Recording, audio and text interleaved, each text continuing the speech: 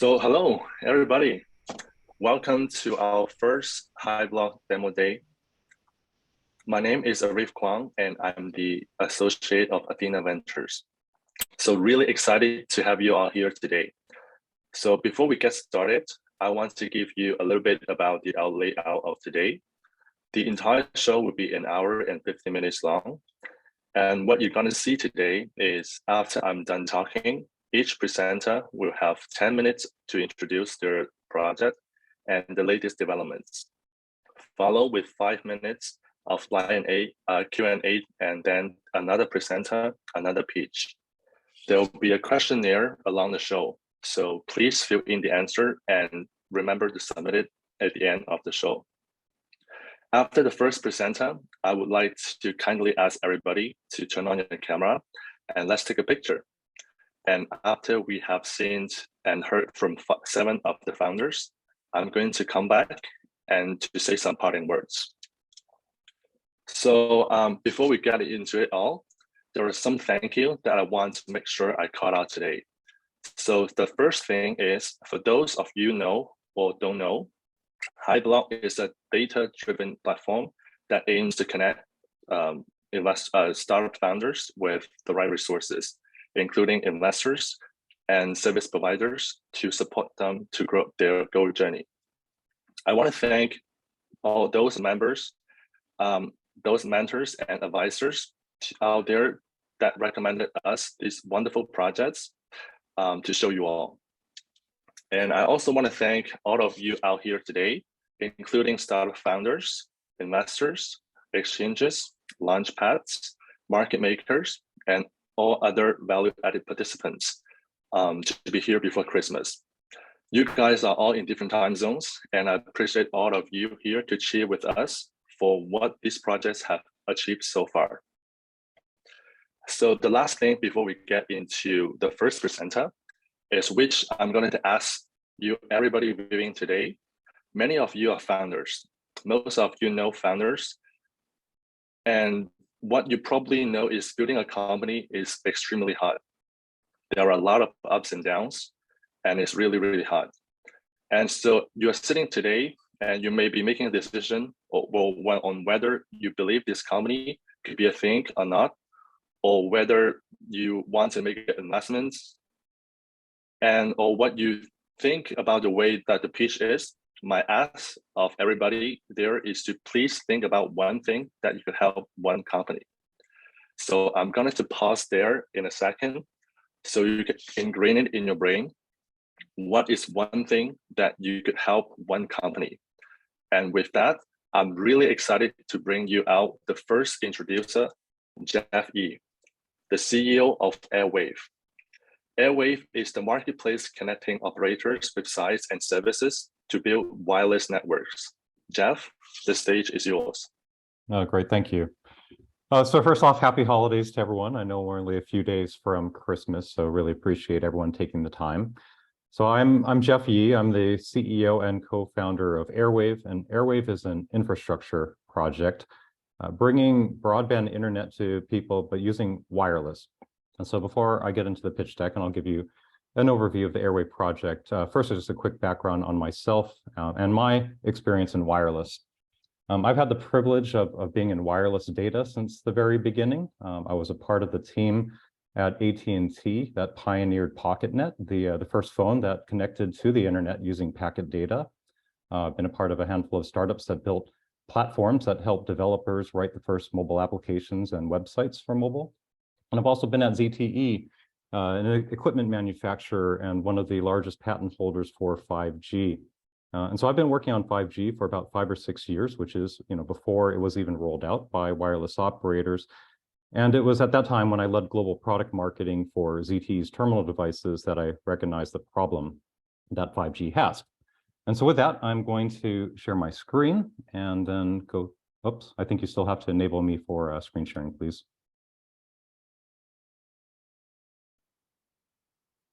So in a moment, I will share my screen. Here we go. Now I've got access and walk you through the Airwaive project. Okay. So I think it should be coming through now. And so with that as the background 5G, the problem that I recognize is the millions and millions of sites that are needed for 5G. 5G is actually very different than any other generation of wireless. And one of the things that 5G has is it's fast enough now to do home internet.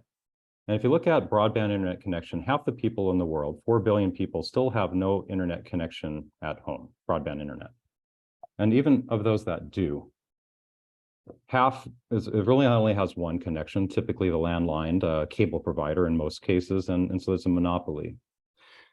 Wireless can solve this problem because 5G is finally fast enough, and for the first time fast enough, to be able to compete with landline speeds for broadband internet. Furthermore, it's a lot easier to deploy wireless in areas that just don't have any infrastructure at all. And this is actually the biggest use case for 5G. I know a lot of people, when we talk about wireless and hear the word 5G, the natural thing to think about is a mobile phone, right? Because in previous generations, you think, okay, from 3G to 4G, my phone is faster. 4G to 5G, maybe my phone is a little bit faster. It's actually being used for IoT and for home internet, and those are the bigger use cases right now for 5G. And it's the one on the left, the fastest growing one, which is the one problem that we're helping to solve. But building these types of wireless networks for broadband internet is not easy. And first, I want to just describe what a typical network, what's called a cell, looks like. And a cell has a wireless access point placed on a property, like maybe a tower or rooftop, for example, and that's at the middle of this. And then you see homes that are connected, typically within maybe 1 to 5 kilometers in range. And it has to be connected, though, to the core internet. If you're going to have 200 or 300 homes in this, what we call a cell, it has to have a really high-speed connection to the core internet. And so what I want to do is divide this up into 2 parts so you understand what Airwaive has built. First is going to be that wireless connection between that access point and these homes or mobile phones or IoT devices. And the second is that connection to the internet. And so to understand the problem that Airwaive is solving, green at the top and the blue at the just below that. Green at the top signifies the bandwidth that's needed for the wireless connectivity between that access point and the devices. And blue is that what's called backhaul, that connection between the access point and the core internet. Both have to be very, very high speed bandwidth to be able to support home internet. Right? If you're going to have a lot of people that are connecting, that are doing Zoom calls like this or streaming Netflix, it just takes a lot of bandwidth. In wireless, those higher frequencies support that high-speed data, but it also creates problems. It's shorter ranges, which is why we need millions of web access point sites. But also, those frequencies are typically licensed by wireless operators. So in order to create these networks, Airwaive recognized very early on that we have to partner with wireless operators that have these rights. We also have to partner with properties that have access to high-speed internet, so typically fiber connections or very close to fiber connections. So with that in mind, this is what Airwaive has built. On the left side, the wireless operators that we need to partner with that have those frequencies, and the network creators, typically the properties that are high-value properties that are close enough to those high-speed internet connectivity points. And in the middle, you have Airwaive, a software application, a marketplace that connects the two, helps to build networks, and not only from finding and discovering these ideal sites, but everything through the life cycle of creating and managing those networks. We launched it in the US about a year ago, and we did it in phases. We first had some planning features and some wonderful 3D maps that never existed for in the industry, and that allowed us to get up to about 70 wireless operators, most of which are wireless ISPs. They're internet service providers, but they're building out 5G networks to provide internet connectivity for homes. And we recently launched in India, timed very, very well because they are just launching and building their 5G networks. And about a week ago, we made an announcement that we're going to be launching in Ghana and Nigeria and West Africa shortly. So today, I mentioned we launched the project about a year ago and started bringing on operators, first with planning features, and then we've graduated to adding more and more features that they can build out their networks. And we're seeing the growth in site creation. These are wireless access points that are really built for the most part, for home internet connectivity. But once you have that bandwidth, it can easily be supported for both mobile devices and IoT as well. And so we do have a handful of operators that are even using Airwaive for mobile connectivity, mobile phones as well. And this is what the tokenomics looks like. In a decentralized wireless network, where it is the network creators, as we call them, that are buying, purchasing the equipment and building out these networks, there has to be a compensation. There has to be a reason that they will participate in this network. Again, we chose a model where we work with wireless operators that have the frequencies to be able to deploy these networks. And so it starts with an operator who owns a customer relationship, and they pay Airwaive on a monthly basis, contract revenue that at the moment is roughly about $340 per month. This will be tokenized, right, in our liquidity pool. And tokens, it's tokenized for network creators that are purchasing the equipment and that are building out these networks based on proof of connectivity. So it's sustainable because the more connections they get, the more homes that they get on the internet, the more phones that are connected, the more tokens that they get. And so this is sustainable because that's the same model that wireless operators have, right? The wireless operator generates more revenue. You can see how this continues every month. There's a staking element to this as well, which is network creators that stake their tokens can also participate in treasury rewards, because Airwaive gets a transaction fee from wireless operators who utilize the service. A portion of those transaction fees are placed in the treasury.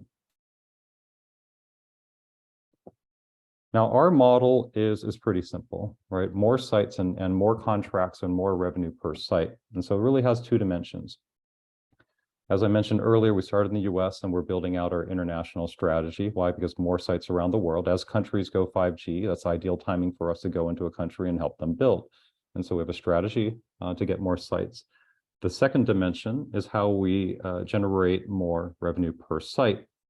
And there's a number of things in our product roadmap for the next few years that'll help us to do this. Multiple operators on one site is one way, plus additional services from that fiber internet connectivity to the equipment that's placed there to the installation services, all are related to that site and will be put into the marketplace for the next few years. Now, why this model? The traditional model that was built for wireless networks from 1G to 4G was quite simple. There was long-range equipment and typically big towers were built, and it took a long time to build them, but they didn't need that many. What makes 5G unique is the number of sites and the smaller equipment can be placed on rooftops, and there literally is about 10 times as many sites need to be built over the next 5 years as the last 40 total. So it needs a different model. So we're moving from the traditional model to something decentralized where people can help to purchase equipment and deploy it a lot faster and participate in the network creation. And where we're at so far, as I mentioned, we launched the project about a year ago, started development 2 years ago, and we raised a seed round late last year. I won't go through all the details of the token distribution, but the key things is the team is taking 10%, and the vesting schedule for the team is after all the tokens have been unlocked for investors. I'm going to wrap this up with a little bit more information about the team. I introduced myself and my background and some of the pioneering companies in wireless like ZTE and AT&T. Some of the other founders and team members come from other big wireless companies like Huawei and software companies like Amazon. And you can see the rest here as well. But we have a strong team experience in both wireless technologies as well as software and marketplace development. And with that, I think I've reached my 10 minutes and I'll open it up for any questions. Thank you, Jeff. And now we have 5 minutes live Q&A section. Audiences can raise your hands so we can unmute them. And or you can simply just leave your questions in the chat box.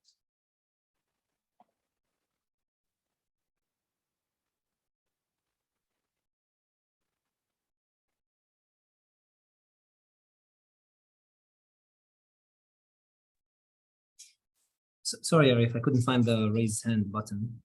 This is Marwan, Consensys. Just turn on my camera.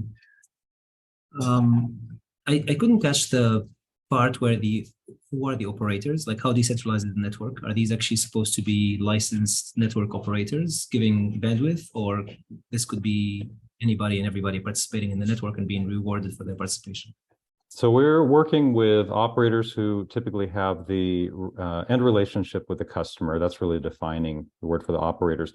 It includes a lot of operators that do have licensed frequencies. But then again, we do also have wireless operators that run in unlicensed frequencies. And that's typically here in the US. I didn't mention I'm based out of San Francisco. In the US, one of the few countries that has unlicensed frequencies.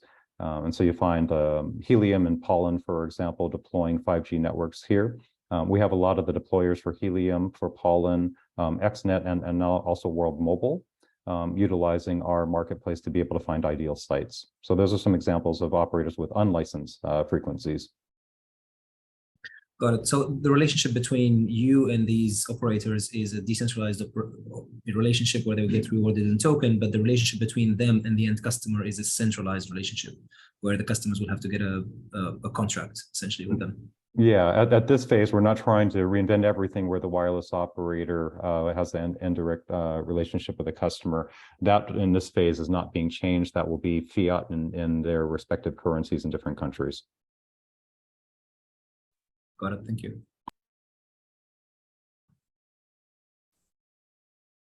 Sorry, quick question. What kind of band do you support in US now in terms of 5G? So we support, Airwaive is really agnostic to any equipment and any frequencies. We have operators running as low as 600 megahertz and as high as 60 gigahertz and everything in between. Just curious because I noticed that the T-Mobile have released their N71 band, which is equivalent to 600 megahertz, right? And as far as I know, the coverage is quite big in that regard. So it seems like they are trying to build the fully coverage by themselves. Plus, they are working with the Starlink for the satellite internet, like 5G plus satellite communication. So in that case, what is your advantage over them? Oh, they have capacity issues with band 71, otherwise known as 600 megahertz. T-Mobile, it needs a lot more sites, and they need it very quickly. They've become the 7th largest ISP in the US in just the last 2 years. That's, again, the growth of using 5G for home internet. But they basically, they need more sites. There's not enough capacity on 600 megahertz. So you either need to do one of two things. You either have to do much higher frequencies, or you have to take that same frequency and just build a lot more sites. That's the only way to solve the capacity issue. So you're sort of like running like a virtual operator to kind of mitigate the gap between different operators, like a T-Mobile and AT&T. Yes, it is essentially their network at the end of the day. They own the equipment. So for example, we might acquire a site and a host, someone that's willing to say, like, I will participate in this network. But T-Mobile will say, this is the equipment that we need. AT&T will say, this is the equipment that we need. A brand new small wireless ISP using 5G who wants to compete with them will say, this is our technology. And so what we call a host can actually have 2 or more operators on one property. I see. So, but how can you get to the users? Because a lot of the US users, as far as I know, that they have sort of a contract with a operator already. The phone is like into down payment already by the contract. So how can you change the business model from the US? The operator is the one that owns the customer relationship. So just be clear, we do not have that relationship. We're not marketing directly to those end customers. Understood. Thank you.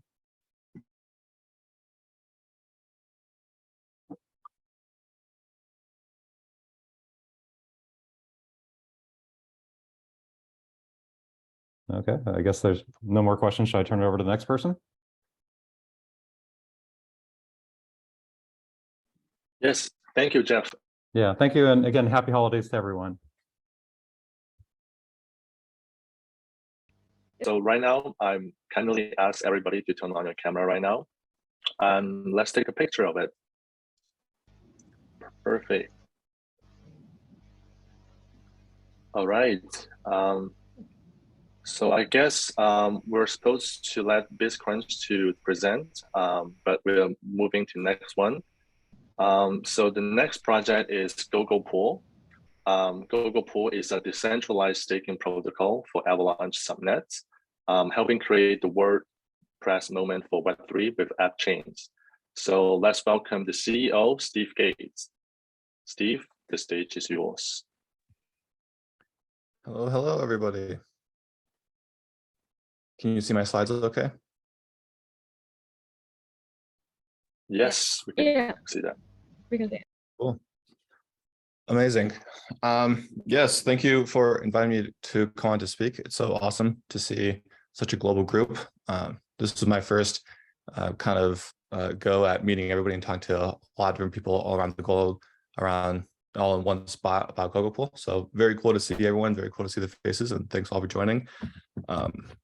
And yeah, so my name is Steven, co-founder of GoGoPool. GoGoPool is a decentralized staking protocol built for Avalanche subnets. Specifically, we have a couple of very opinionated takes about where Web3 has to go in order to achieve our next phase of hypergrowth. And we very concretely think that the next area for hypergrowth will come from app chains. If you even just think about it on a broad view, if Facebook had to migrate over to Web3 right now, where would they go? They wouldn't be going to Ethereum. Facebook would be creating their own internal app chain solution. There are people coming in just so you know, Arif, and I'm allowing them to come in as the messages pop up. So what we call this moment, the moment when people are migrating over to Web3, we call this moment the WordPress moment for Web3 internally. And that refers to when managing a blockchain is as easy as managing a website using WordPress or another CMS tool. People probably still don't know this, or maybe you do, but WordPress still powers over half of the websites that are live right now on the internet, which is kind of shocking and pretty amazing. And our mission is to write tools that enable that WordPress moment for Web3. And more specifically, we think that Avalanche subnets are by far the best and most mature infrastructure for these app chains. As the demand for app chains come up, we really think subnets are by far the best decision a developer could make to use and power their actual subnet. But there is a core problem right now with subnets. The people coming over from Web 2 and coming into Web 3, specifically we're thinking of enterprise developers is who we talk to the most. These people don't necessarily care about cryptocurrency. They don't necessarily care about crypto. They just care about blockchain. They care about writing their own custom VM, and they care about the wonderful properties that using blockchain as a distributed storage layer kind of provides. So for them, the big problem is that thinking through and managing validator sets for subnets is untenable and unreasonably expensive. Where a core requirement for a subnet is that every validator node of a subnet meaning just an app chain, every validator node of your subnet must first stake 2,000 AVAX and validate the primary network as well. So there's a lot of hidden layers in here of different friction points that are blockers for teams looking to get started. First, you need to own 2,000 AVAX, then you need to figure out how to validate the primary network. And if you don't want to do that, then sourcing your own validator nodes is very difficult. There's no one place to go. There's no Amazon-like interface where you can say, I want 10 servers to run my thing, and I want a load balancer to auto scale up how many servers I'm running depending on the traffic that my blockchain is experiencing. And probably the most hairy and scary thing is that maintaining and upgrading these validator nodes right now are core competency, but they right now should not be. When I'm an app chain developer and I deploy out my first app chain, it's expected that I'm going to have to upgrade my network multiple times with very rapid iterations until we find our product market fit, until things get fairly robust. But if you're working with a decentralized network, now that provides a different experience for you, where you have to go down, and it's a very bottoms-up approach, which again, enterprise developers aren't used to, and they don't even understand, why is this a part of my development workflow? Why do I have to talk to the community and convince everybody to upgrade their node software when I could just use Amazon on a centralized server? And I just upload a new image to Amazon, it builds and it deploys it. So these are the three main things creating a huge chasm. This is the chasm that we're going to have to cross as Web3. So GoGoPool is a decentralized staking protocol built for Avalanche subnets. With GoGoPool, a node operator anyone who has hardware can stake 1,000 AVAX and collateralize that with GGP tokens. And because they're staking both AVAX and GGP, they earn AVAX and GGP back as rewards every single month. That 1,000 AVAX is matched under the hood with another 1,000 that come from liquid stakers who make up the other side of our marketplace. Now that we make the full 2,000 AVAX, GoGoPool smart contracts launch the validator node onto the Avalanche primary network. And then now subnet owners have an easy way to incentivize to find the right node operators, run the right types of hardware, and incentivize these node operators to now join their subnet. Now we can finally create that sort of WordPress or AWS-like experience for subnet operators, where they just click a button, request a certain amount of hardware from the protocol, and now they're off to the races with their app chain. This flywheel effect leads to, at scale, leads to GoGoPool powering the WordPress moment for Web3. So we have a couple different players here, 3 different players. Subnets are the ones incentivizing node operators to join our protocol. As node operators join, one, because they want to become an Avalanche validator node, but 2, they want to earn these subnet incentives. The more hardware that joins the protocol, the more that drives the cost of launching subnets down, which then makes it even more accessible for future subnets to come into the protocol as well. Liquid stakers now have a streamlined way to access the subnet economy, so that when a subnet launches using GoGoPool, they have a built-in audience of liquid stakers or DeFi people or retail people who are very excited to get involved with their subnet economy or with their app chain. So this effect at scale means that launching subnets becomes trivial, which then leads us to subnets becoming the dominating app chain infrastructure, because no other app chain infrastructure has anywhere close to this level of flywheel and network effects. As far as our team and what we've accomplished so far, we have a very lean team. We have 10 employees, and we're launching in Q1, early Q1. Our seed round was led by CoinFund and Framework Ventures back in June. We are in our 3rd and final audit, which is in progress and is wrapping up the first week of January. It's live on Code Farina right now if you want to check it out. And if you know any really good hackers and developers, please point them towards Code Farina so that they can earn a slice of our bug bounty. And our preview build is live right now as well on beta.gogopool.com/beta welcome. I open it up, so now it's unpermissioned. Anyone from HiBlock Demo Day can join in and try out the GoGoPool experience of launching your own mini pool on our private testnet, as well as doing liquid staking on our private testnet. So our call to action here, and wrapping up my presentation, is that we are looking for launch partners. If you are a group or know of a group that's holding an AVAX treasury and you want access to subnet deal flow, we're in a unique position now where all these subnets building on Avalanche are hearing about us, and we're building a lot of tooling for them. So I think we hold a very unique access to subnet deal flow. So if you hold an AVAX treasury and want access to this top quality subnet deal flow, and through the either one, running validator nodes for subnets and letting them test on your nodes, and even just running them for 1,000 AVAX. So if you want to become an AVAX primary network validator.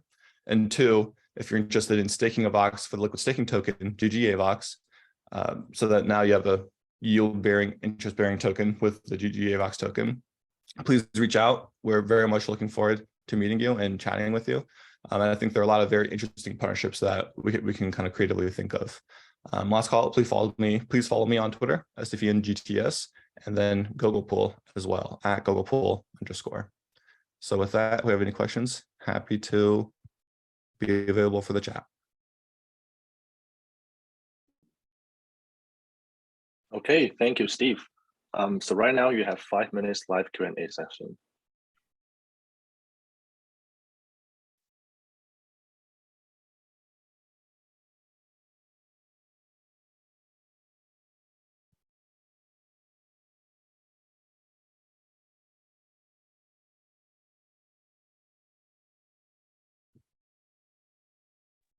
Hey guys, this is Marwan. I'll go again with a question.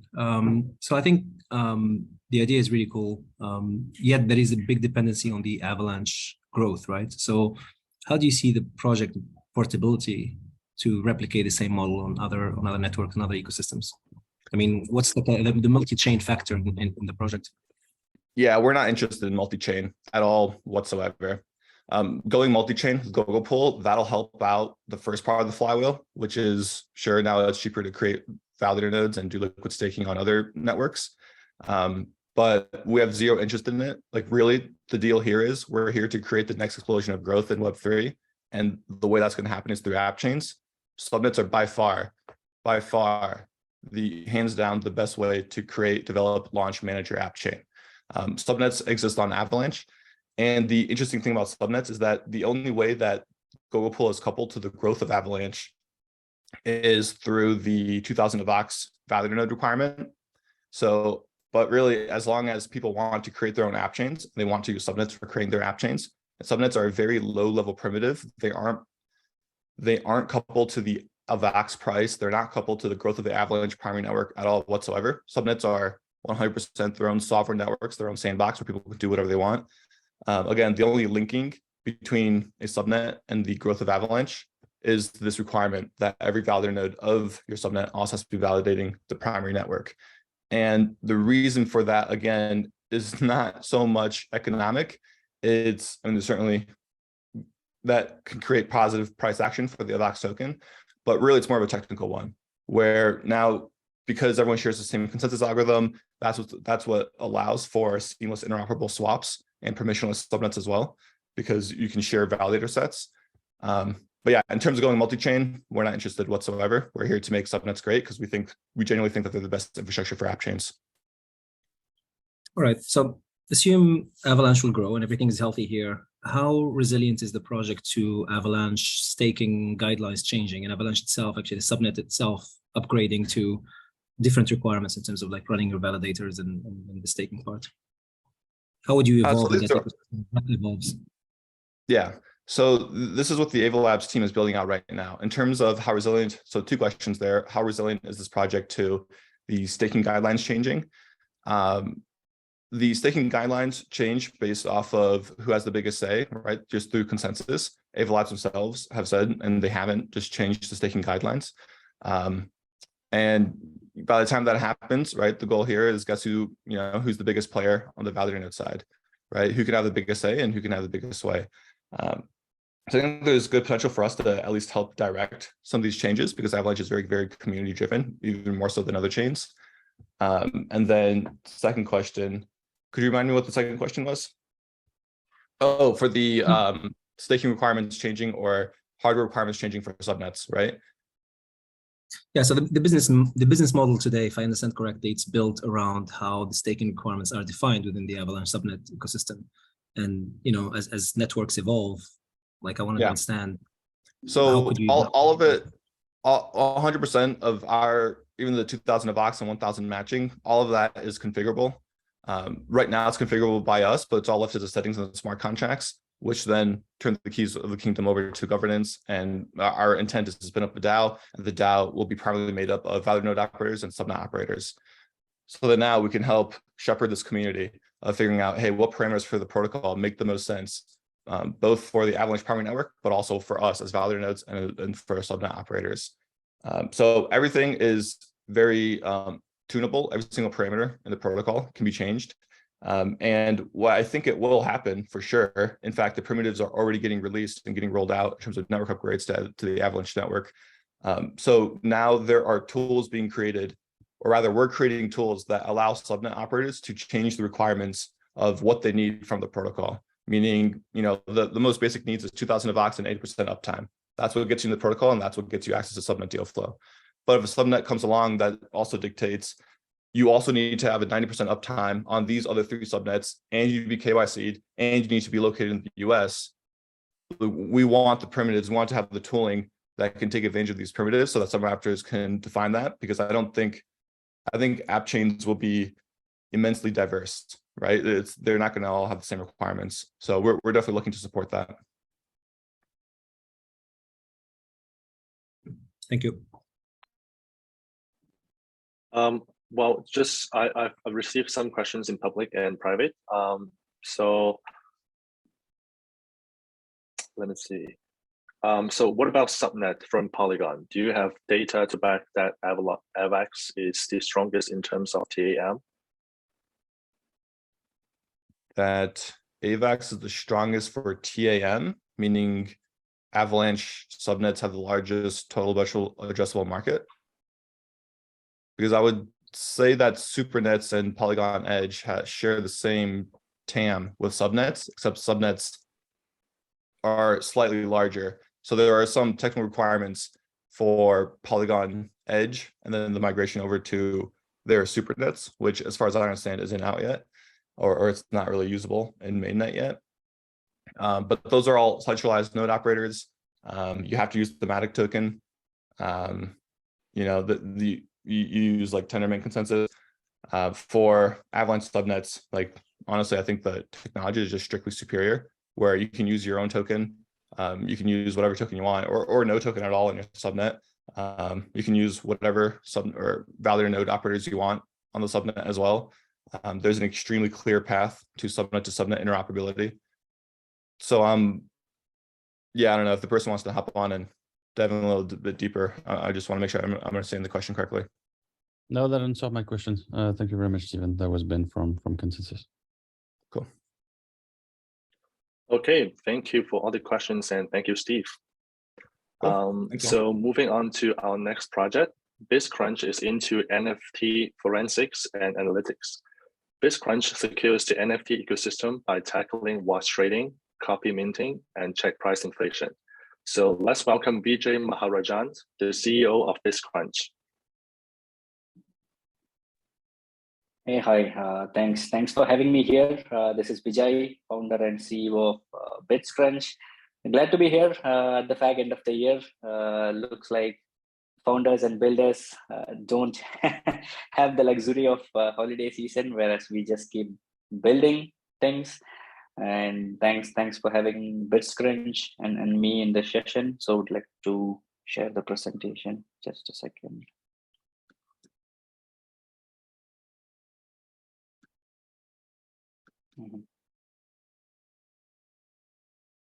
You can see my screen, right?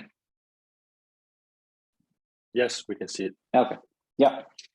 So bitsCrunch, just decoding the name, we crunch each and every bits of data behind NFTs. I mean, to start with, we wanted to do it in NFT space. And when we stepped in, we realized that there are no real forensics players in the market. And that is why we stepped into this forensics of NFT space. So the reason why we are here is, out of all the NFTs that are minted, that are sold, 45%, which is almost half of the NFT volume, is wash traded. And why do people do that? Two reasons. One is to make it, to flip it for higher prices, so that somebody like Arif or Suzanne falls as a prey. They think that Vijay is a great artist and they just get this NFT and it's scammed. And then the second reason is marketplaces give out marketplace rewards. Let's say X2, Y2, Rarible, and Looks Rare, which was plagued with wash trades. They give out incentives using Looks token or their native token for frequent sellers and traders. But are they real traders? Are they really trading it? It's not, because they see a point where they get rewarded, right? So let's say Vijay, who wants to flip NFTs for fun. At the end of the day, I get rewarded by Looks Rare or any other marketplace. And if possible, if by luck, I can get my NFTs sold, that is like a double bonanza, double win, right? Win-win. So I get an incentive from marketplace. I got Arif or Susan buying my NFT. So I'll just say, thanks, bro. That's not an NFT. That's just a joke. So for me, it's a double bonanza, and that's how people are losing money.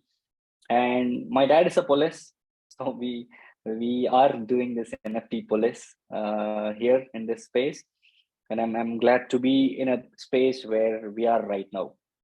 And also, other factor that we spotted is close to 1/5 of the NFTs prices are inflated, right? Nobody has a mark on NFT pricing. Nobody has a bar, has a benchmark for NFT pricing. If Vijay decides if it is 1 Ethereum, it is 1 Ethereum. If Vijay decides 5 ETH, it's 5 ETH. And funnily, most of the people look at floor price as a metric. But if you ask me, floor price is one of the dumbest ever metrics of NFTs. Just to give you an introduction why I'm bashing floor price, I come from a data analytics background. So I am originally from India, but then living in Munich, Germany, the place where Oktoberfest happens. That is what rings a bell for many of you here. And I'm a graduate of Technical University of Munich. And then I worked for Volkswagen, Siemens, 2 German OG companies. And then I started bitsCrunch in 2021. So the idea started from 2020. So it's been close to 18 to 24 months of this journey, which has been surreal. And the reason why we are here in this space is because of the continuous developments that are happening in this space, right? If you ask me, I'm sure NFTs are here to stay. Look at the brands coming into this NFT space. Look at Starbucks, which just remodified its Odyssey program, customer loyalty program, with NFTs. They are gonna mint huge chunk of NFTs on Polygon. And look at Reddit.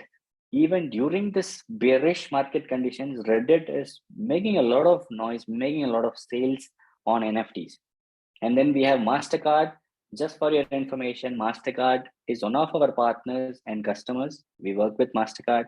We are humble and glad to be in a position to be working with such a stalwart in the industry. And they are planning to integrate their payment gateways to NFT marketplaces. Now, imagine that situation.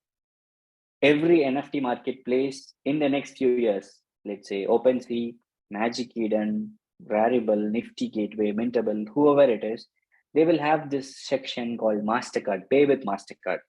Now, how does that look like? It can onboard the next millions of users easily to NFTs. And that's why we believe NFTs are here to stay. And that's what we do here. So we have a B2C product, which is unleashnfts.com, which I'll give you a quick run through of it. And then we have B2B dashboards. So for instance, Polygon is our customer who is using our analytics and dashboards. And MasterCard, like I mentioned, they are using our APIs. I'll get more deeper into where we are using, where MasterCard is using bitsCrunch.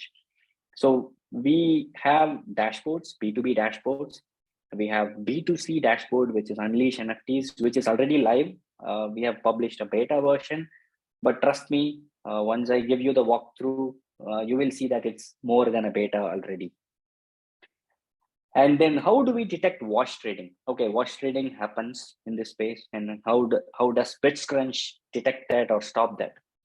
So we do like a flight map where we see which NFTs are interacting with which wallets, right? Just to give you comparable, we are like the chain analysis of the NFT space, right? So we are like a blend of Dune analytics plus chain analysis. And look at the potential growth. Dune is what? A unicorn. They just closed a round with 1 billion valuation. And look at Nansen. They are closely following Dune, 750 mil. And chain analysis, they are in several billions, right? Every single governments, every single financial institutions, banks work with chain analysis.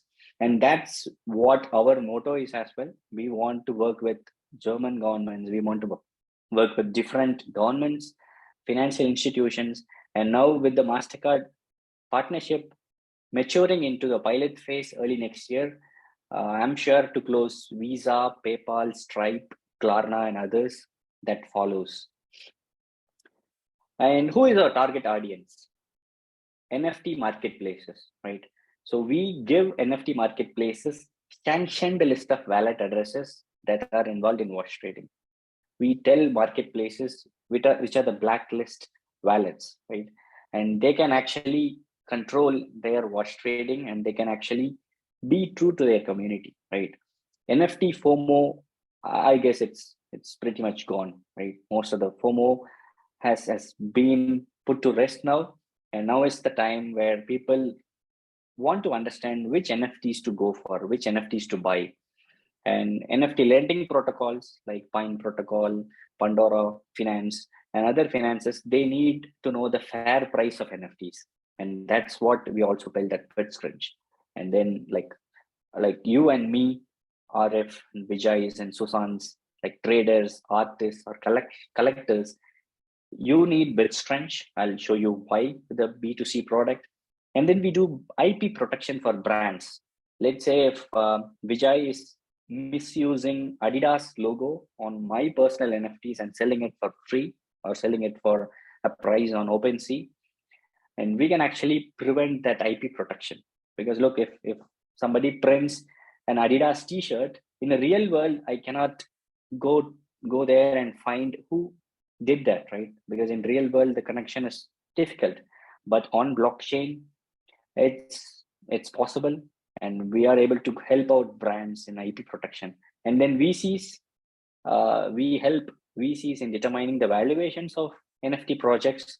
Let's say if Sandbox or Decentraland is going on for the subsequent funding round, we can help them figure out what's the good valuation, what's the amount of good trades, and what's the amount of bad trades. And then, like I said before, we work with financial institutions already. MasterCard is one of our partners, and we want to scale across to Visa's, PayPal's, Klarna, and Stripe, which are already looking into crypto every single day. And then on top of it, blockchains can also use our analytics and dashboards to be more transparent and bring more trust among the community.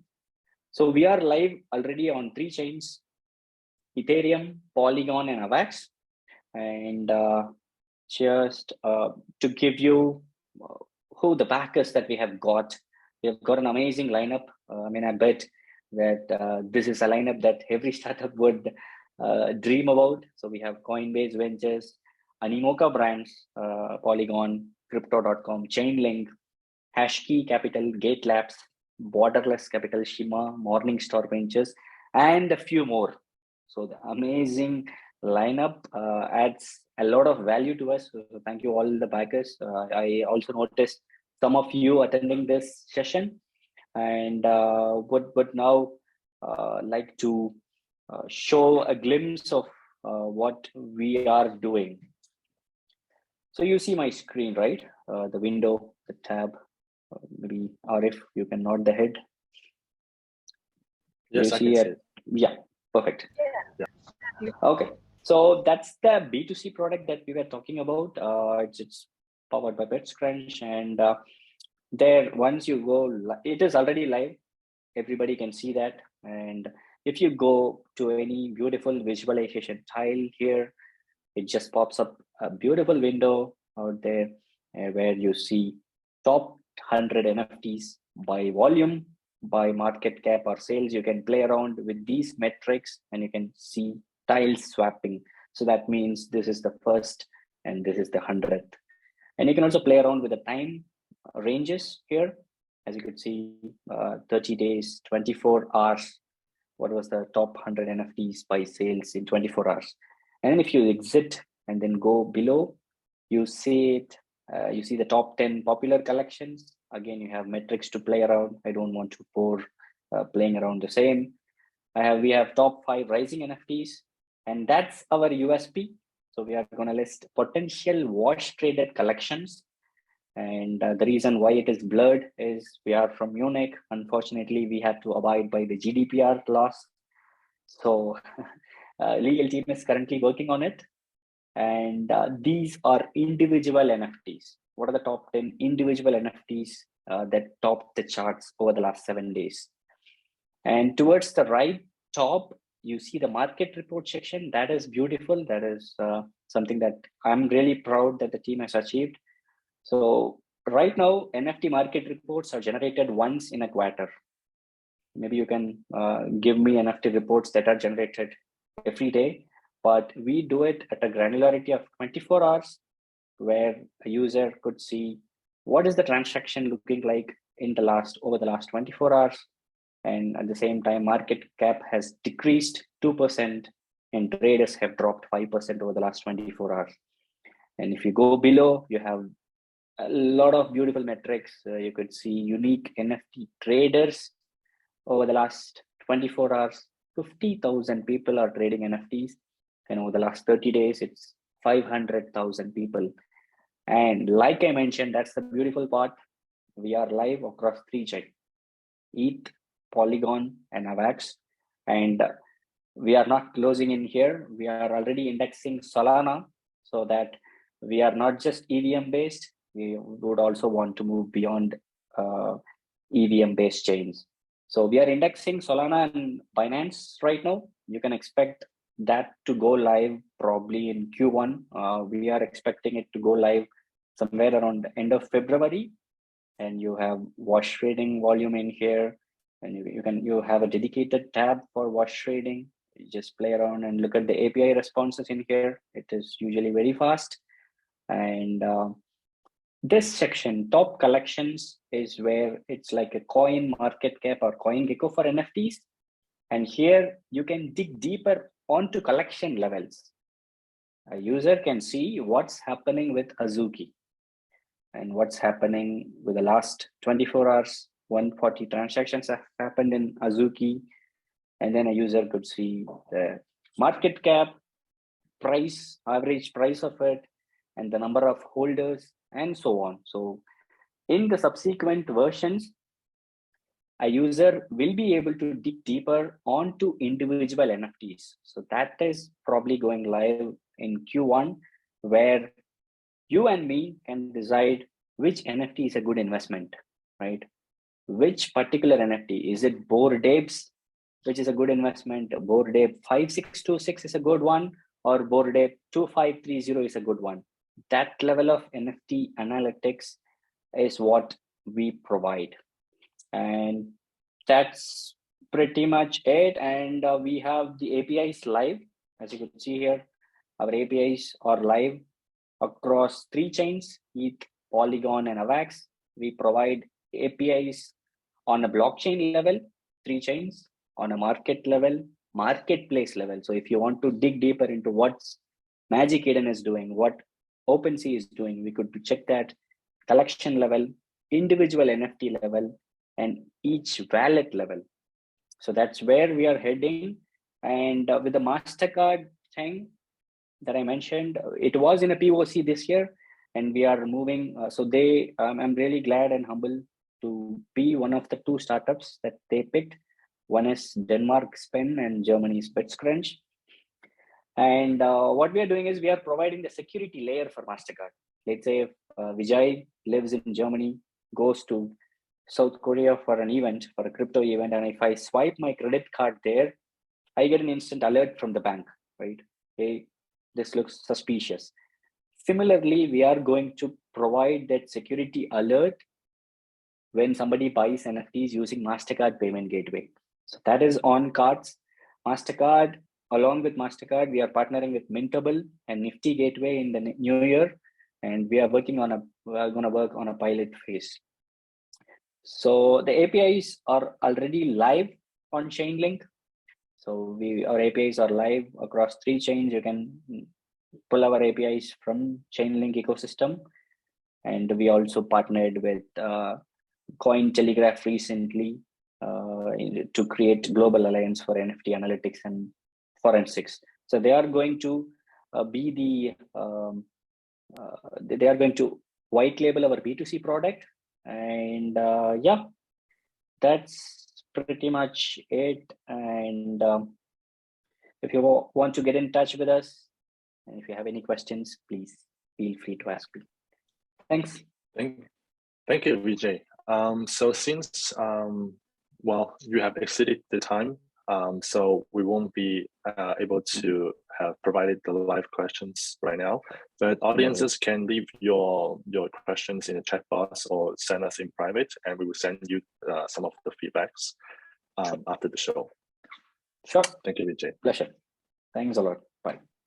Okay, so coming next, Kana Labs is aimed to simplify access to liquidity, which is why Kana Labs built the first non-EVM bridge aggregator as the base of its platform, offering a cross-chain wallet and DEX aggregator for all the DeFi needs. So let's welcome Karthik Subramanian, the CEO of Kana Labs. Hi all, thanks for joining on this call. This is the first time probably that I would be presenting an investment pitch to such a large audience. Anyways, I'll quickly get started with my presentation. I'll just quickly share my screen. If you all don't mind, if you are not able to see my screen, please let me know. So we are Kana Labs. We are a team based out of India, as well as Europe as such. So our core members are myself. I'm the CEO and co-founder of the company. I have around 23 years of experience in the fintech field and in the insurance as well as forex broking as well as stock brokering domains. And I started working on blockchains in 2016. My other co-founder and CTO, who is currently in London, is Partha, and he also has around 2 decades of experience in the fintech field. And he was one of the first developers, Ethereum developers from India. That I want to say to that. Okay. So he was one of the first Ethereum developers from India. The other 2 members of the core team are Natalia, who is our head of marketing, and she's in Spain, while Surbi takes care of partnerships and investments. She's ex GSR, the market making firm from London as such. So yes, the problem that we are looking to resolve is that Bitcoin, when it was first launched a little more than a decade back, was meant to decentralize finance and make it as simple as possible so that it will be able to reach as many people as possible. The idea was to remove the control of finance from a few people and decentralize it so that people around the world, wherever they are, would be able to get access to the same kind of financial services as anybody else in any other part of the world as such. So that was the ideal under which Bitcoin was founded by Satoshi.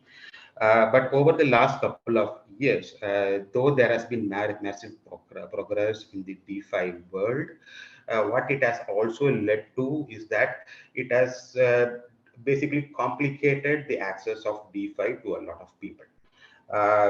In the sense that, especially with the coming of multiple chains, multiple platforms and things like that, it has only complicated the entry of new users into DeFi, which basically defeats the purpose of simplification of DeFi as such. So over the last couple of years, we have seen around 40 to 50 blockchains coming into the picture, most of them with being EVMs, and that is only going to increase in the coming years as well. So that is not going to stop. And in each of these chains, we are seeing around 20 to 30 different DeFi platforms. Each chain has its own set of wallets, basic infrastructure. So everything is different in every chain. So what this has done is that it has basically led to compartmentalization of users and liquidity that are basically stuck on specific networks and specific blockchains as such. So you are seeing Ethereum users and Ethereum liquidity being stuck to Ethereum. We are seeing the liquidity and users on Solana being stuck to Solana, and so on. So that is what we have been seeing. Over the last 6 months, these are the first attempts at going cross-chain and multi-chain are being undertaken by certain teams, and in which they use the different bridges, the messaging bridges that are available, like the wormhole, layer 0, etc. All the bridges are being used to enable the assets as well as the tokens to be moved cross-chain. But the different approaches that are being taken for going multi-chain or cross-chain have their own limitations at this point of time. Like, for example, some teams try to address this cross-chain question by having a copy of their protocol or copy of their platform on different networks. But again, this does not solve the problem of compartmentalization of liquidity as well as users. Others try to basically use one of these bridges to try and move assets cross-chain. But again, this leads to centralization of the assets onto that specific messaging bridge as such. So the scalability is also a major issue when it comes to moving across chains. And so the approach that we have taken to solve this major issue can be summed up using a simple diagram. So what we are basically doing is that we are basically building a core layer of network and aggregated bridges as such. And we are in this set of bridges, we will be having layer 0, wormhole, XLR, seller network, and any of the proprietary bridges that many of the networks use at this point of time. So our idea is to basically build a network of such aggregated bridges, a layer of this networked bridges as such. And in this, there will be a what we call as a smart routing algorithm, so that the transactions that are moved across chains are basically always done at the best speeds with the best prices at all points of time. The reason for that is that not all bridges work with all networks. Not all bridges work the same way across all networks. Actually, some are fast, some are slow, some are basically high cost. A lot of variations are there. So by a combination of these network bridges and a smart routing algorithm, we are trying to enable the best pricing as well as the best speeds for any cross-chain transaction as such. And on top of this layer of network bridges, we are basically integrating different networks at this point of time. So we are already live on the mainnet on Aptos as well as Solana and Neon as well. And we were the first team to perform a cross-chain transaction between Aptos and Solana. Both of them are basically pure non-EVMs as such. And working with non-EVMs, especially for cross-chain, is a very complex task due to the difference in languages used and also due to the difference in the architecture as such. So because of this, it is a very complex task. And we were the first ones to do it across Aptos and Solana to basically enable a transfer of any assets on Aptos to Solana or vice versa actually. So, and we are now expanding this solution onto EVMs. So our first EVM is Neon, and the next one that we are currently integrating is Polygon as well, both of which will be completed within the next couple of weeks. Then the next set of networks that we are looking to integrate are Tron as well as Kava on the Cosmos network as such. Again, Kava is a non-EVM, whereas Tron is a kind of a non-EVM at this time actually. So our aim is to, over the next couple of months, is basically to expand this layer of bridges to cover at least 8 to 10 bridges and at least 15 to 20 blockchain networks as such. And 15 to 20 blockchain networks is comparatively easy in the sense that once we onboard onto a specific EVM, moving on to other EVMs is very simple because they all share the same architecture as such. So this is one aspect of things that we are working on. And apart from this, in order to build a truly cross-chain world as such, we are also working on our own suite of products as well. So the couple of things that we are already working on is a multi-chain wallet.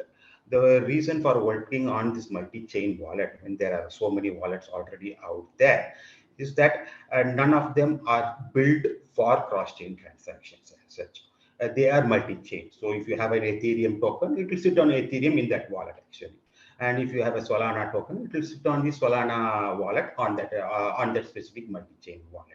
But what we are building is a purely cross-chain wallet in the sense that if you do a cross-chain transaction at this point of time, across any network, EVM, non-EVM, or whatever it is, you need to have a wallet on the source network, and you need to have a wallet on the destination network.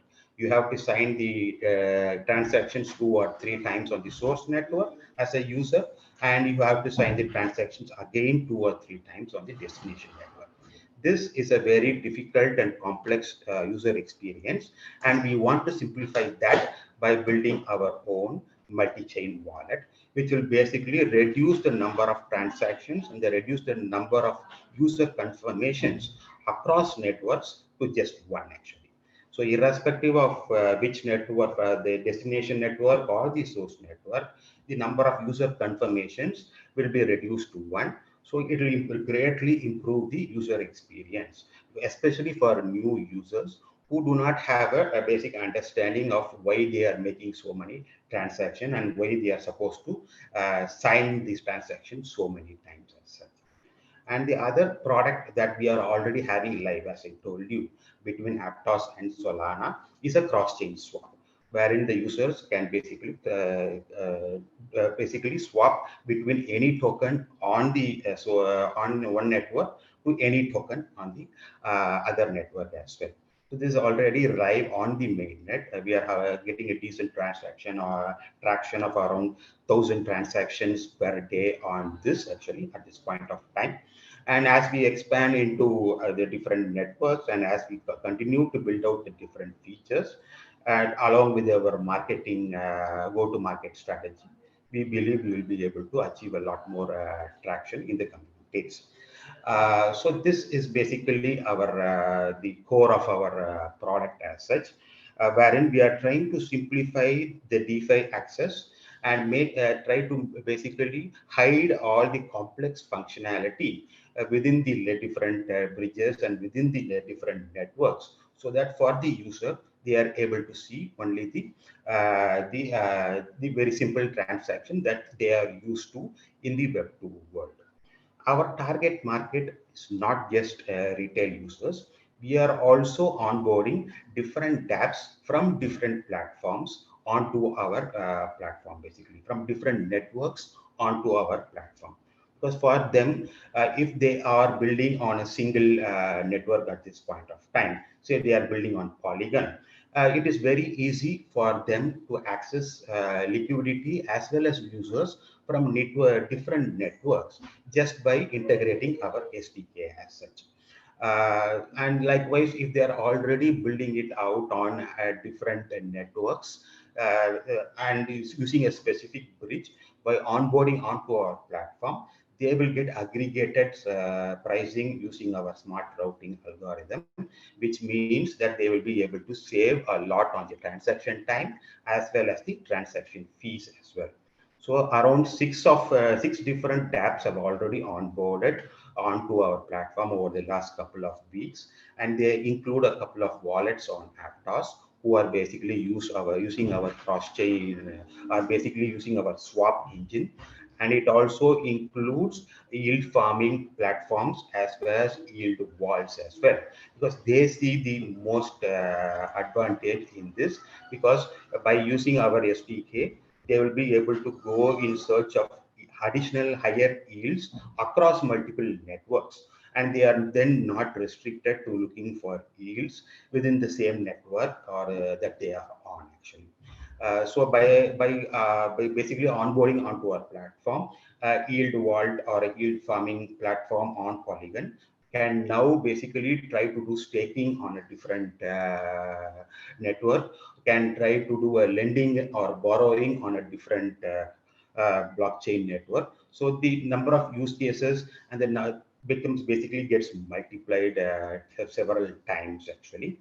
And this makes it very easy for them to go multi-chain as such. And when our cross-chain wallet is also ready, that will also improve the user experience of their own users as well. So this is basically our platform as such. And coming back, we are currently we have already raised our pre-seed round, of which Jump Capital, Neon Labs, and Gate.io, Brilliance Ventures, and Cogitant Ventures were the investors as such. And we are currently raising our seed round at this point of time, mainly for paying the exchange fees for token listing and also for the audits as such. We have already completed one audit, And for multiple audits, we want to do multiple audits. So for those fees and for different fees, we are trying to raise the seed round at this point of time.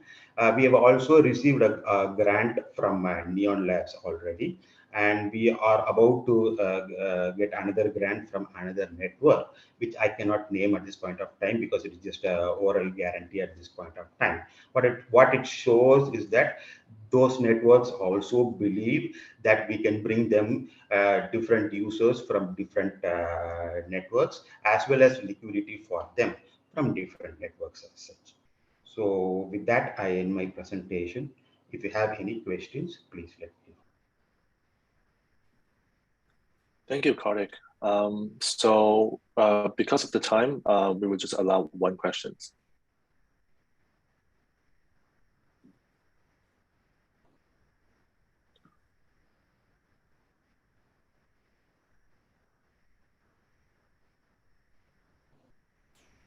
Feel free to leave the message in the meeting chat if you are not available to speak. And you can also fill in the questionnaire along with the questions and send it to us. Yeah, so.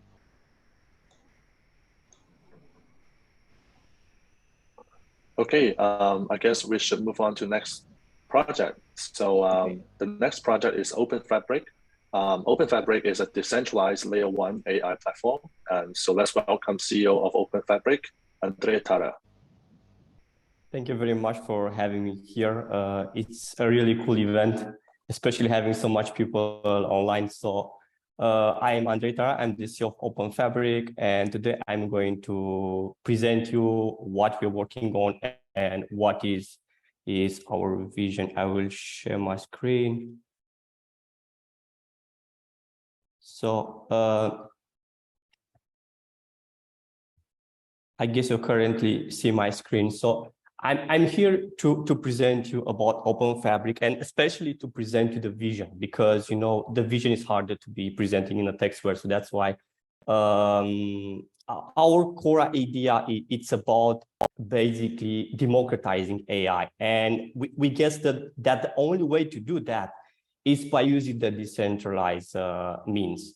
So Openfabric, it's about creating a new way, a new revolution, which basically allow people to use AI in a simple manner. So in a nutshell, what we're building a new type of layer 1, which is specially designed for artificial intelligence. So as you may know, you may have seen all these ChatGPT-3 and Stable Diffusion, all really cool use cases, which are currently developed by some companies. And we think that we should see more this type of company developing this type of use case and amazing products.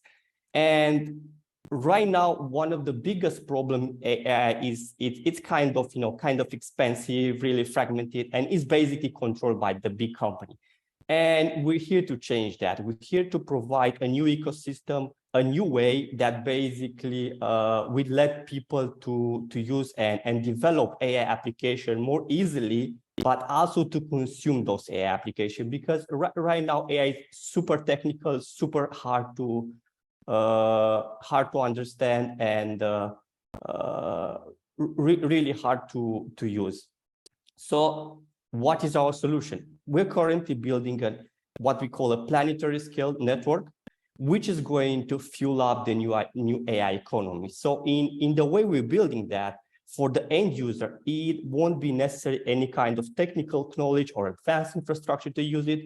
And everything is going to happen very easy, very seamlessly from the end user perspective. So we make use of decentralized technology and the blockchain to create this planetary scale network, because we see that blockchain is providing the right mechanics and the right incentive mechanics that can be used to create a new kind of ecosystem that brings together people, because this is very important actually. Current ecosystem kind of split people and divide them, and in order to create this type of solution, we need to bring together people. So in our ecosystem, we design a new way to bring people together, and especially we want to bring together developers which know how to create AI solution. Unfortunately, currently they don't have a means to monetize it. And so for them, it's Openfabric. It's a wonderful way to deploy and explore new AI solution, and of course to monetize that, because the AI service consumer will be able to use that in a simple manner, and of course to pay for the innovator solution. Also, we have the infrastructure provider, which are people or company possessing the infrastructure and willing to rent that computing power to the network. Of course, each time this infrastructure used to train AI or run AI, they get paid in return. So they have an economic incentive to provide the best service to the network. We also have a spot for the data provider. As you may be aware of, in order to create relevant and interesting AI solution, you will need the data. So right now there are dozens of companies who are currently, searching for new ways to monetize those data. And I guess, joining Openfabric, it's a wonderful way, and it's for them to monetize that. And of course, we also created, some powerful and easy to understand and extremely well-designed user experience for the consumer, because those are the most important people in our ecosystem. As you may know, you see ChatGPT-3, you see all kinds of stable diffusion, all these amazing, samples depicting how powerful the technology is. And we saw that a lot of more people are getting interested in the technology, willing to build on top, willing to integrate with AI. So that's why we've been building some bridges. So right now, we are building bridges with many other blockchain and layer one. So basically, we want to let more and more people to make use of AI technology. In terms of our technology, well, I guess it would be quite complex to get to the technical detail, but one of the key features is that currently we are capable to run Google-grade AIs over simple infrastructure, and this is because we can leverage the power of a decentralized network of nodes.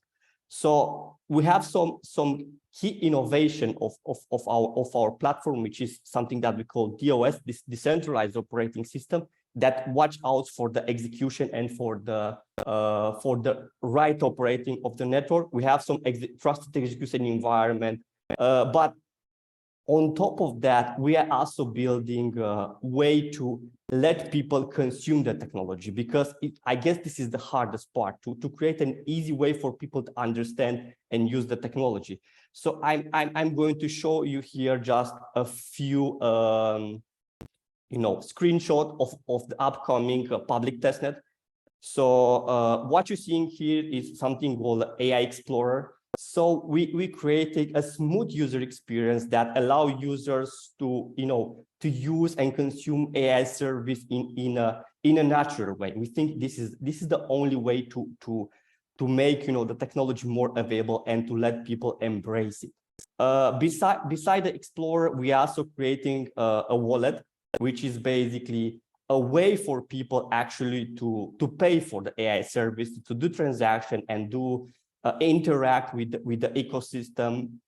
But of course, we also care about the developers, because these are one of the important players of our ecosystem. So for them, we created a lot of integration tools. We created a lot of documentation, which we're going to publish once our public testnet it gets live.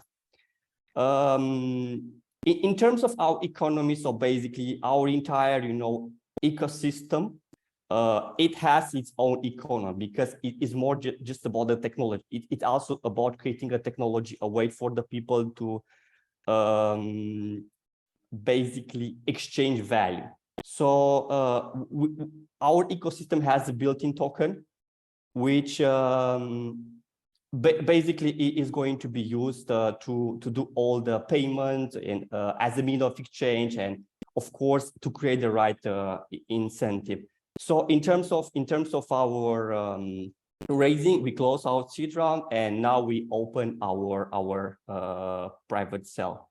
So yeah, regarding the team, so we have pretty good past experience working and designing like layer 1 protocols. We also have good experience working with AI, and of course we have some really good advisors, especially Raghu, who is a professor at MIT, and Hjalmar, which is one of the top researchers in AI fields at the York University in Canada, and also Mark and Temi and Miles. So I guess in a nutshell, this is how our ecosystem works. But before I will finish, I would just want to show like a short video to see how the platform works. So I prepare like a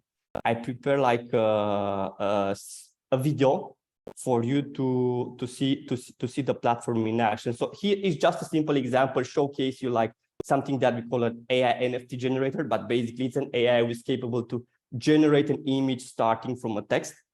So I'm not sure if you're seeing very well this, but the idea is that from end user perspective, everything is simple. So you as a user, you put a text, you basically launch an AI, you put your text, you run it, and you're able to generate an image out of that text. So you have seen the multiple use case, you know, stable diffusion or similar use case. So basically, yeah, you get this image generated. Of course, our platform it's quite flexible, because right now we can deploy any AI on top of it. So this is just another example with a real-time face recognition. So yeah,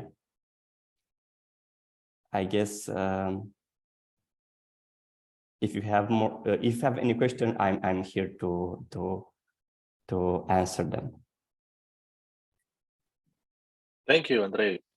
So right now we have 5 minutes of Q&A.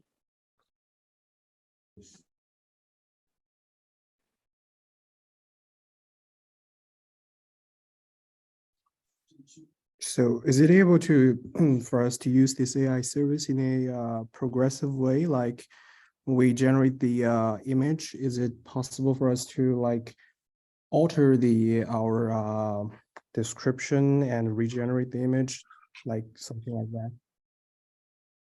Yeah, so basically the use case I showed to you is just a simple example, but the idea is you can put any text you want and you can use that to generate your own image.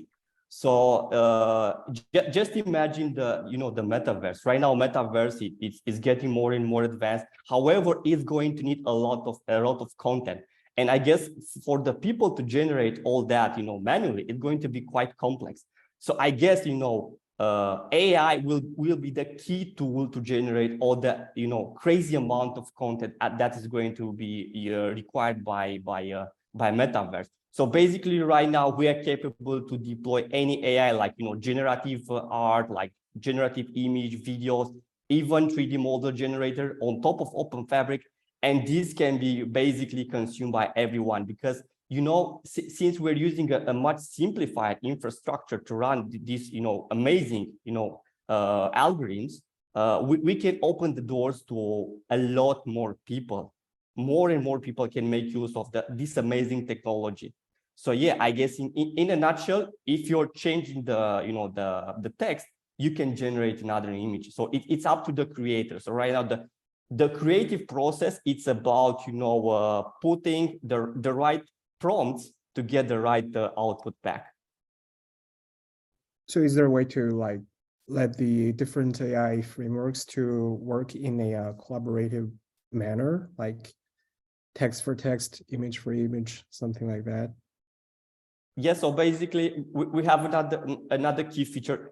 I didn't include it in the presentation, but we have created the capabilities to basically chain those AI, to create pipes of different AI, which can be combined together to create we call it hyper AI. So if you get on our website, you will see like a video with the Fox story. So basically we started from a text, and we generate like an entire video where the images, where the voice, where the music is generated by AI. So with Openfabric, we are capable to couple those multiple algorithms and to create like a super, we call it the hyper AI. So it's more like the possibility to combine together multiple AI and to create some amazing results. Yeah. Cool. Thank you. Thank you.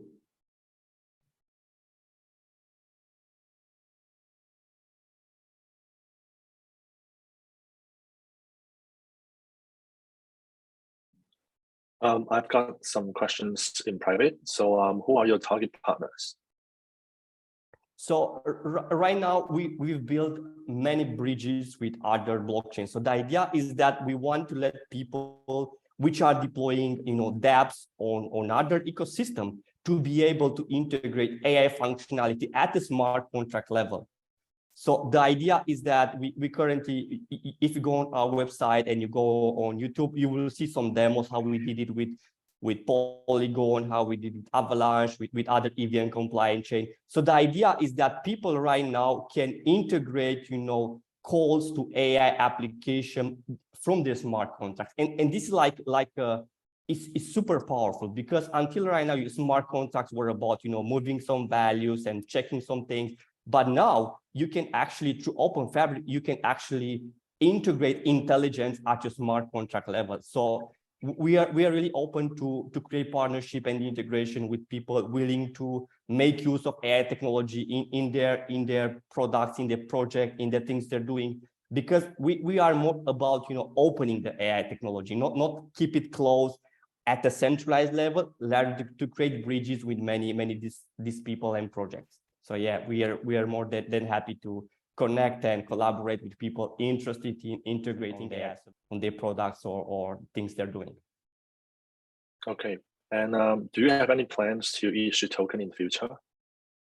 So our plan initially was to launch our token in January, like next year. But as you know, since the market conditions aren't the best, we still plan for the Q1. But hopefully, the market won't blow up again.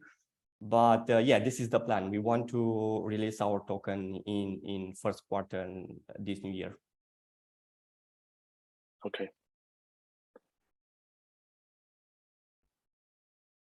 Okay, thank you so much for your introduction. Yeah, I think just time is very limited, so maybe just the audience can leave all the feedbacks on the post.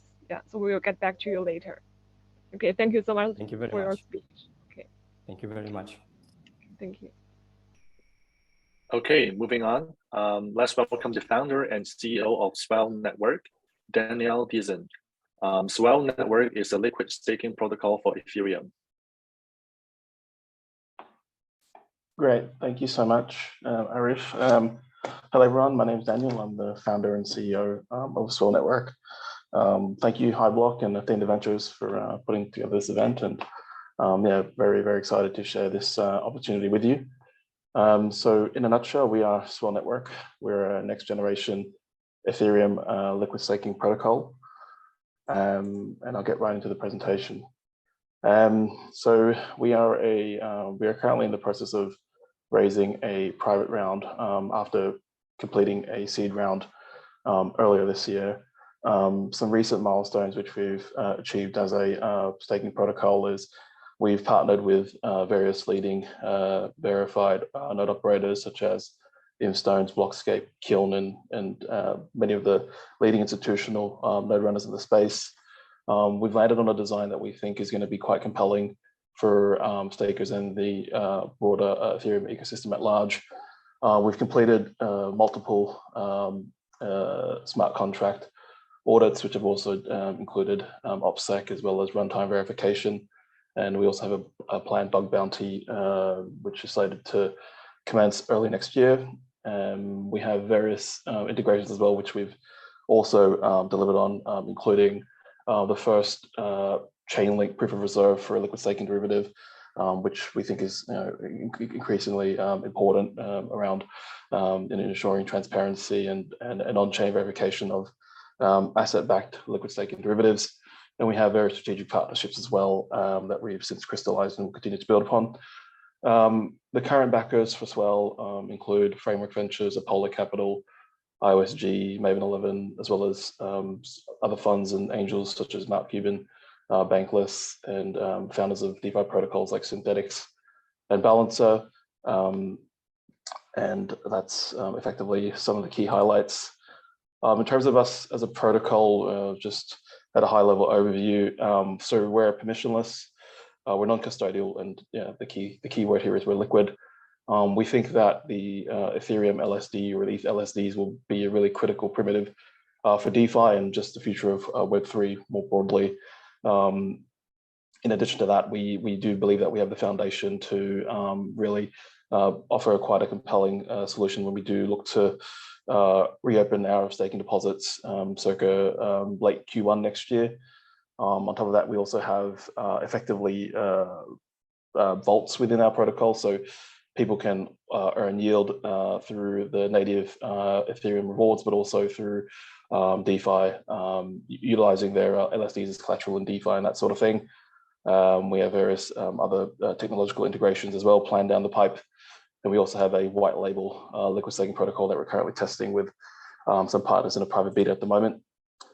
So that's us as a protocol, but like just zooming up a little bit in terms of the industry itself, the Ethereum liquid stakes industry is perhaps one of the strongest fundamental verticals within crypto.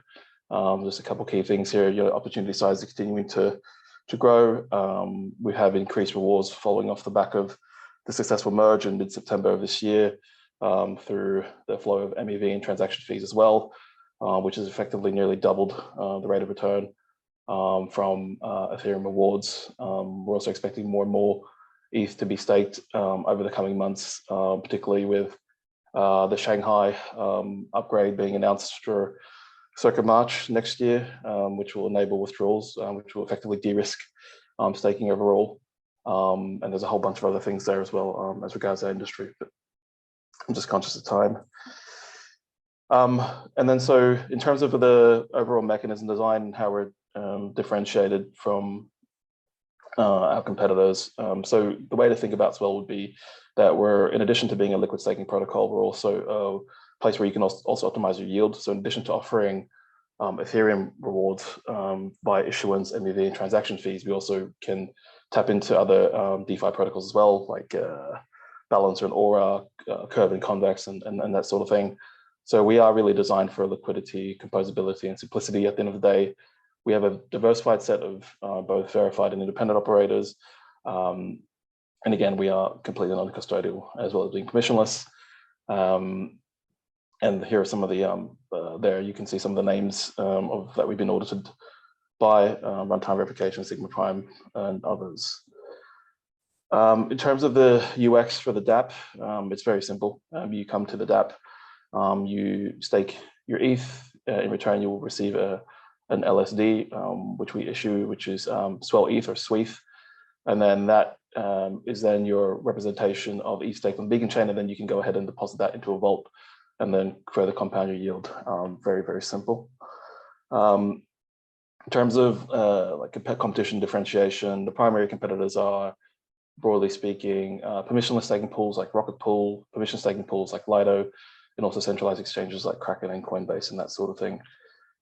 We are differentiated primarily off the back of the vaults, which we think is an important component and something that stakers are looking for. They don't just want yield from ETH rewards, they also want yield from the increment that you get by utilizing that LSD. Everyone else, you have to navigate DeFi yourself, whereas with Swell, we'll be able to offer that natively within our dApp, which we think is a superior UX, as well as the fact that we think that off the back of ETH staking rewards, there'll be many, many businesses that will build on top of this. And we're already testing a white label solution as part of a wider growth and distribution strategy. In terms of the tokenomics, we're still pre-token, but effectively we'll be issuing a Swell governance token. Effectively, the value capture and accrual from revenues will accrue to that token. We're also exploring the protocol and liquidity of PCV as well to drive further protocol value. And yeah, the general distribution of the tokens is there as well. And yeah, I mean, if there's anything I can do to help what you're doing, or you can see any sort of ways to collaborate, here are my details. You can reach me by email, or Telegram is probably best. Thank you so much for listening in, and yeah, welcome to questions if you have any. Thank you, Daniel. So we have 5 minutes of Q&A.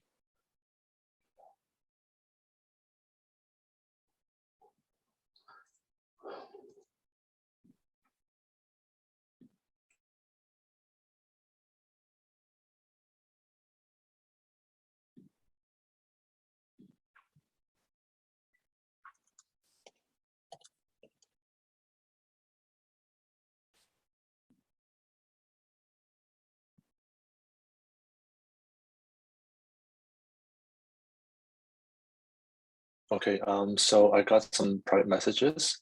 So how can you achieve higher APYs than other competitors? Yeah, in terms of the higher APYs, effectively, like the Ethereum staking board is very much similar to like the interest the interest rate for Web3 effectively, or the risk-free rate. So everyone is bounded by that. Where we're able to offer higher headline APYs is by enabling the utilization of the LSD within the same dApp. So there's no real differentiation. It's just that it's much easier for us to do it. So like I'll walk you through an example. So say for example, someone comes into liquid staking dApp, and then they stake their ETH, they get the LSD back, they earn the Ethereum rewards, but then they have to leave that dApp and then go into Curve or something, provide liquidity, and then to take that LP token, and then lock that LP token, and then go into Convex, and then do all that, and then all this sort of stuff, or you leverage staking, all that sort of stuff. With Swell, you can just do it very simply by just clicking through. It's like if people are familiar with your own finance, it's like a combination of like your own finance as well. So we're able to offer the high APYs by just making the things simpler. But in terms of like the actual yield, it's coming from the same sources that it would come from other competitors, if that makes sense. Okay, and what is the difference between running my own nodes and VS with the Swell network? Yeah, I mean, there's the difference is the liquid part. So when if you were to just run your nodes in an illiquid manner, you just would earn the Ethereum rewards, and that's pretty much it. I think on average, depending on how much volume you're staking, you'd be worse off because of the way that MEV and transaction fees are distributed. There is a benefit to size and scale because of like the lottery nature of MEV and transaction fees.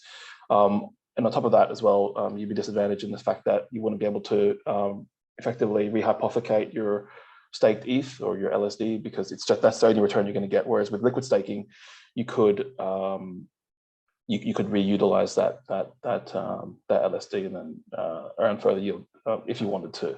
Whereas you wouldn't be able to do that if you're just running your own node by yourself at home, which is fine as well. I mean, that's great that you're doing that as well. But liquid staking is a different sort of risk rewards.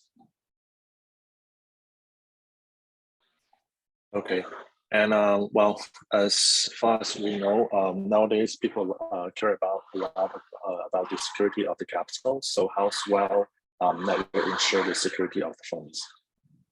Yeah, so the security of the funds is that we're fully non-custodial, and that's a key principle and of our design. And then so that is a real sort of core design. In addition to that as well, we have audits by 6 different firms. 2 of the firms in particular are intimately familiar with auditing and assuring Ethereum staking specifically. One of them is a developer of an Ethereum client. The other one provided original assurance to the ETH2 deposit contract. We also are in dialogue with the Ethereum Foundation as well. yeah, I mean, we're doing most, like I'd say we're doing. If you're looking for security, I think Swell would check most of those boxes, if not all of them. Okay.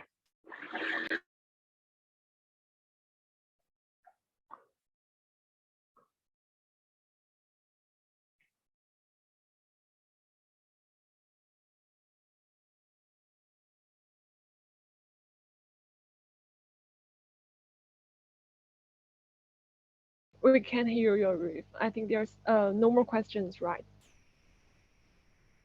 Yeah, so maybe we can invite our next speaker to yeah, or we can hear you now. Okay. Okay, thank you so much for your speech, Daniel. Thank you, guys. Thank you, Daniel. Thank you. Okay, so moving to our last project of the day, Syndr. So Syndr is building an institutional grade options and futures exchange powered by layer 3 ZK rollup. So let's welcome Syndr.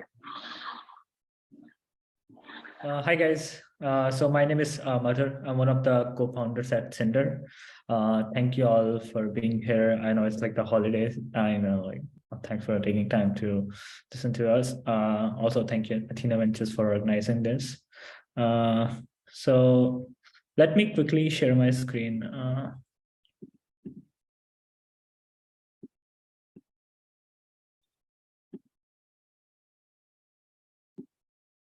Can you guys see the screen, hopefully? Yes.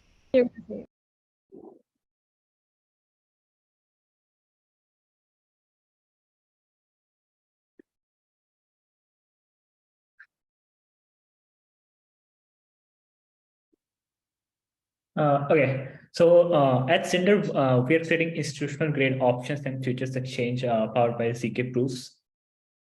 So let's dive first in like the problem statement. So what's holding DeFi derivative back, like the growth of DeFi derivatives, mainly like the infrastructure issue. So we can't like, it's just like it doesn't scale well, it's not fast enough, and we can't just compare it to like centralized exchanges in terms of like speed, performance, and the latency that they are providing, and also in terms of like the UX. Another key thing is like the on-chain order books are just not enough. Even if we create like the on-chain risk engine, they are fragile and they just don't work. So coming to our main problem, like the state of art, in DeFi derivatives right now, which is like DYDX, it's like processing 1,000 orders per second, and out of which just like 10 to 30 trades are getting settled. Like the traders on DYDX enjoy latencies of like 250 to 500 milliseconds, which is like still very bad if you compare that to CEXes. Like more on the capital efficiency side, like the traditional approach and traditional wisdom in the space was like which was adopted by a lot of stalwarts like DYDX, GMX, was to create one instrument or one derivative type at a time, whereas like Open and Lira did option. But like in terms of what we have seen is like in terms of like the user's experience and user it hasn't fared out well. So the users have to put out collateral in different protocol, have to satisfy requirement of each specific protocol, and most of them are not interoperable or composable with each other. And like for example, DYDX is not composable with any other options protocol, and any other option protocol is not composable or interoperable with any other PERS protocol. Another main thing is like the pool-based models, which were adopted by a lot of the options protocol on chain in DeFi, struggle to price like the non-linear derivatives, which are like options, and that's why we haven't seen any sort of traction in like on-chain protocols for specifically for options. Also, it just like kills the capital efficiency for like the end user, because like they have to lock collateral at different places, and like the margining, like the on-chain margining is like basically worse as compared to CEXes, which nail down the margining. Because like what we believe at Syndr is like the margining is like the most important part of a exchange. So another problem is like search for capital efficiency by these protocol has led to fragmentation of liquidity, like going to the three major problems. So in DeFi, both retail and institutional users are treated as same. DeFi don't support block trades, and that's one of the main reasons why the derivatives, most of the volume is coming through the block trade, specifically on the option side of the things. Another problem is even those institutions which are using on-chain derivatives protocol, they still have to use centralized exchanges to hedge their exposure. So even though most of the institutional market makers are not using the on-chain DeFi platforms, because due to the performance reasons and a lot of other reasons like lack of capital efficiency, because the capital efficiency is the core of what will make a DeFi derivative exchange work or not. Another major point is no true multi-collateral support or cross-collateralization. So there are a lot of platforms on DeFi where you can go which will accept deposits and other than USD pegged stablecoin, but it will be mostly sell to their native token, or it won't be maintained as a true exposure to the native underlying collateral. So yeah, that's another issue. Going to the market sizing, there is no liquid markets for trading on-chain options. Going to the perpetual side, DYDX and GMX are clear leaders and they have got a significant amount of market share. But if we compare these number two sectors, they still stand short. In terms of the options market, Deribit has clear monopoly. And one of the interesting numbers here that if we compare the spot to derivatives volume in TradFi is 35x for derivative, whereas in crypto derivatives just 3%. So that's why Syndr, team at Syndr is poised to build infra for DeFi derivatives. Coming to the perpetuals market, Binance, Bybit, OKX, and a lot of these other players have taken a lot of market share, with Binance leading the chunk. So our vision at Syndr is basically to create a single trading venue with deep liquidity, which allows user to have the same UX as a centralized exchange. So meaning non-custody, we won't be managing your fund, it will be fully non-custodial, but you can enjoy the same performance, same latency, and same superior margining as compared to the sexes. So where you can trade option per and a lot of dated futures and different kind of derivative all at the same place. For that, we are creating custom built infrastructure at Syndr. So we have a bunch of off-chain and on-chain components. A lot of other protocols can also build on top of our order book, and margin engine, what we like to say internally, is make Syndr your unfair advantage. Yeah, so in terms of what we are building is we are creating our own layer 3 ZK rollup, which is powered by off-chain limit order book. What it will result in is ultra low latency for the trade placement and trade acknowledgement, speeds up to 3 to 30 millisecond for that, and also the block trading support. Another main thing is it will be easier for market makers, institutions, and user to add liquidity and trade derivatives, because there will be they need to maintain less collateral requirements, because what we have introduced, which is something called span and portfolio margining, which is quite frequently used in TradFi, but no protocol in DeFi is using it. So to explain portfolio margining is just a risk management technique, which try to offset your profits and losses across different derivative position in single market and reduces your overall collateral requirements. Yeah. Going forward, this is our basically roadmap. We have released our public devnet, which we are only sharing to a few people. So it's closed version. I'll just show you a sneak peek of what we are up to. And our mainnet launch is planned at the end of Q1. We'll be launching a full public testnet at the early start of Q1, and then go through all the audits. And in that time, we'll be onboarding institutions. We have already talked and with 15 plus market makers, which are ready to trade on our exchange. Coming to team, so we are basically a team of 8 people. It's mix of mostly product focused people. I'm one of the co-founders. In the past I have worked in Tradify, have worked at Manulife in Astra XC, also worked at created a first Canadian stablecoin, which QCAD, which major Canadian exchanges are using. Worked at US Department of Justice project for blockchain for oil and metal project as well.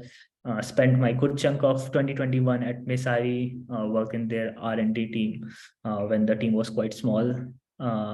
Left Messari to work on Syndr like last year, because me and Vyom both had like a mutual love for derivatives, and in the past last 2 years we have been doing a lot of POC around like these global hackathons, and that's how we met and started our Syndr. So we have raised our pre-seed round of $500,000. Earlier this year, it was mostly from like DeFi founders. So we have got founders from 1inch, Socket, Persistent, Gnosis, Economy, and a lot of like Indian founder as well, like the people from Messari. And so also like CoinDCX Venture participate in this round. So yeah, right now we are raising our seed round. So if you're an investor, please feel free to reach out. Now I'll probably share like the sneak peek of our demo. Let me stop the screen sharing. Or maybe I'll just leave it at here, and so you can scan to get private DevNet access, and after that I'll share the screen to share the demo.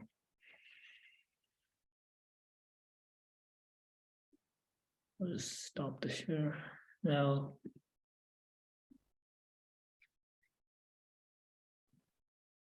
Okay, thank you, Mehul. So right now we have 5 minutes of Q&A. Feel free to ask any questions.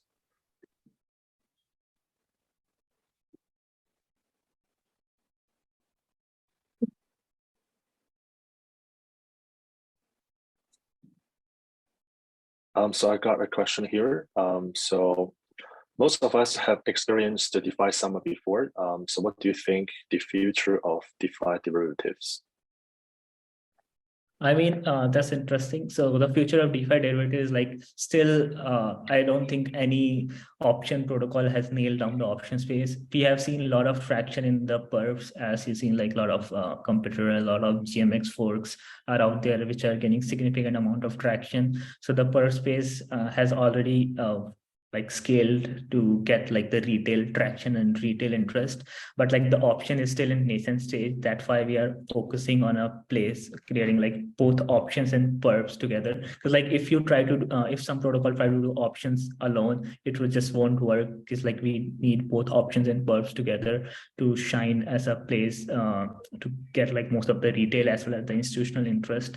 So I guess in like the coming next year, we'll see like a lot of interest from the users and as well as the institution in terms of like the options protocol. Because like even in this bear market, and even after like the fallout of the FTX situation, the option interest among like the Deribit and other like option players is still rising, because like people still like to hedge their exposure of the and yeah, I guess it will be quite evident with how much progress that we have made in terms of like the infrastructure, both on like the ZK rollup side and even like the optimistic rollup side. Yeah.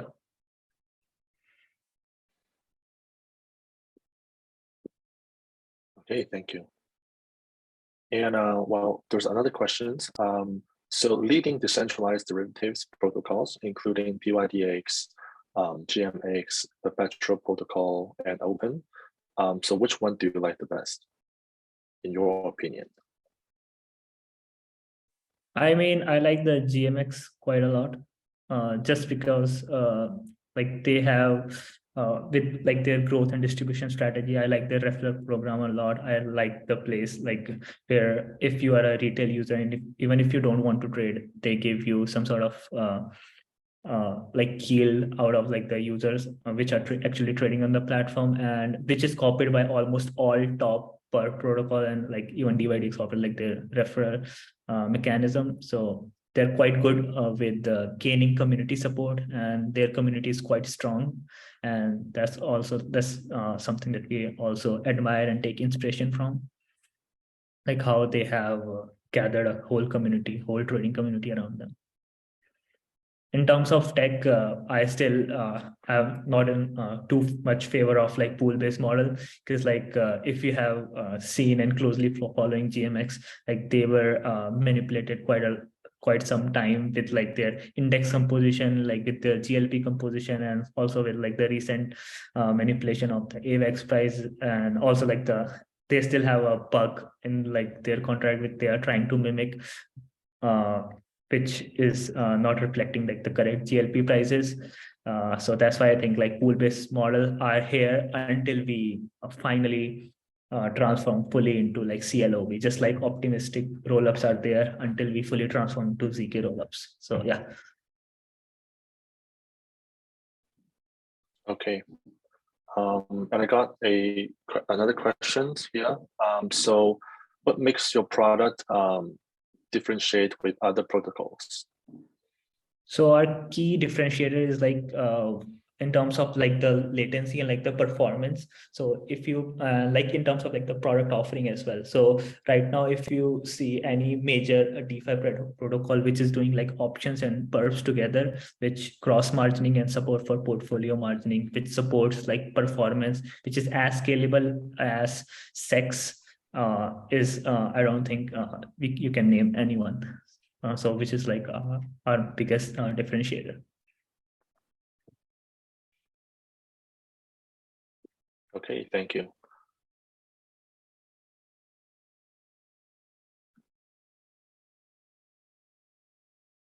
So I think that's it for the Q&A. Thank you, Mahood. Thank you guys. Thank you, Arif. Thank you, Susan, and thank you all guys for taking the time to listen to our pitch. And holidays, also happy holidays to everyone. Thank you, and welcome back.